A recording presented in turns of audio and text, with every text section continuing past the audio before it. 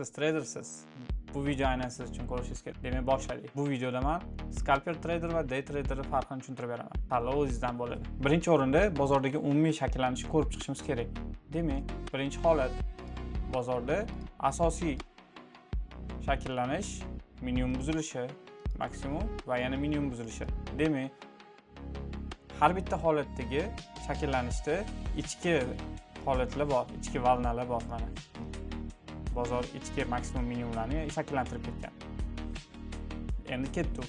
Scalper traderlarning vazifasi har bitta mana shu ichki holatdagi minimum maksimumlardan foyda olib chiqib ketishga qaratilgan bo'ladi.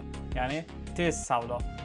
Umumiy e'tibor beradigan bo'lsak, masalan, ular mana shu joyda buy kiradigan bo'lsa, ularning savdosi maksimum 10 minutga cho'ziladi. 10 ta sham, 5 ta sham, 10 ta shamga qarab yokida eng ichki strukturadagi minimum maksimumlarga qarab. Day traderda eng yaxshi tomonini ko'rsatib beraman sizlarga. Day trader umumiy holatni ko'radi. Demak, minimumlar buzilishi bor, keyingi holat ham selga bo'lishini biladi. U mana shu joyga kelishini kutadi. Ya'ni entry zonasini kutadi. Entry zonasiga kelganda tasdiq kutadi va tasdiqdan keyin entry qiladi.